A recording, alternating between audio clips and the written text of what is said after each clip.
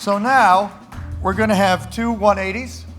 The first one is Jackie Jones from the Kaplan Higher Education Group, somebody who has been at every single Techonomy. So Jackie will be out in a moment, and then following her, David Burstein, a friend of mine who is a young political-minded activist who has a startup nonprofit called Run for America that's doing some fascinating things. So first Jackie and then David. Come on out, Jackie.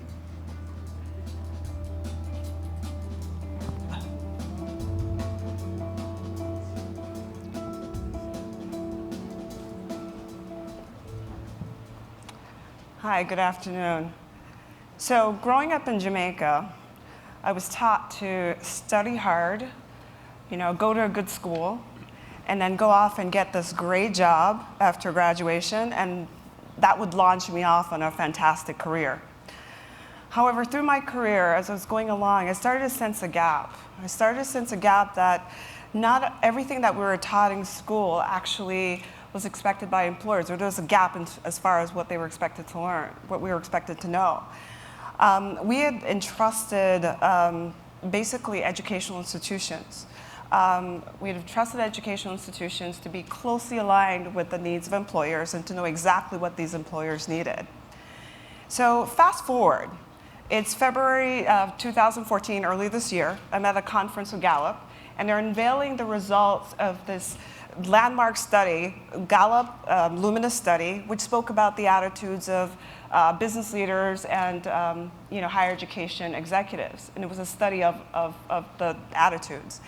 And so we interviewed higher education executives, and these are the stats that I discovered at this conference. So Lumina and Gallup interviewed these executives, and basically found that 96% of chief academic officers or provosts that were interviewed in the study rated their institution as effective at preparing students for the world of work, while business leaders, only 11% agreed that graduates had the needed skills and competencies. That to me is a huge gap. In addition, 13% of business leaders think that the collaboration between higher ed and businesses are good. That means the majority of business leaders don't believe that there's a good partnership with higher education. I see a lot of nodding in the audience here as we're going through this. So when I saw this, I was shocked in terms of just thinking to myself, how could this be? You have two critical stakeholders that are so far apart as far as how they feel this collaboration is going. And that's when my 180 began. So in terms of looking at this, I said, wait a minute, something has to change here. We have three constituencies that desperately need to work together. So these constituencies, when I looked at it, you have the employers, the educational institutions, and the employees themselves that have to take some responsibility and accountability in terms of closing the skills gap. Now let's start with the employee. At a Techonomy conference, in fact, 2 years ago, I heard the stat that really rocked my world in terms of if you're not learning something new for 12 to every 12 to 16 months, you're falling behind and you don't even know it. So as an employee or a lifelong learner, it's really up to you to cultivate that mindset of lifelong learning. Let's look at employers.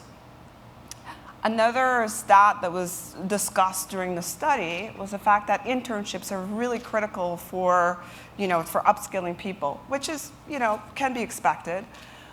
But one of the things that we may not realize is that only 50% of students actually fall, or below 50% fall in that 18 through 22 range, the traditional range. Therefore, majority of students, college students, are above, or look like people like you and me in this room. So it's really for employers to create opportunities to continually educate employees to get upskilled. And then educational institutions obviously play a huge role in this as well, in terms of providing those opportunities for internships, having business leaders come back and actually teach in schools. That's actually critical.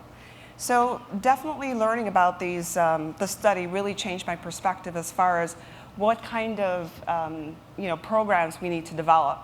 Not only we're developing programs that actually teach people new skills like data science, but we're also developing programs that actually teach attitudes in terms of lifelong learning. For example, we've worked with companies such as LinkedIn to produce new programs. One such program is Career Journey, where we've interviewed highly successful people, over 60 interviews, and actually wrapped a course around it and actually embedded LinkedIn exercise to actually show people how to actually learn these new traits, but actually go out and embark on a world of lifelong learning. So my request to you, an invitation to business leaders in this room, really rethink the way you relate to educational institutions. Some of you may already been, in terms of talking to your heads of HR, in terms of what are they doing to build these relationships, but really think about offering educational opportunities to learners of all ages as far as internships, going back as industry leaders to actually become teachers in these institutions. It's a big problem, and in order to solve this big problem, we need all the stakeholders involved, and that's the only way that I think we'll truly solve the skills gap. Thank you so much.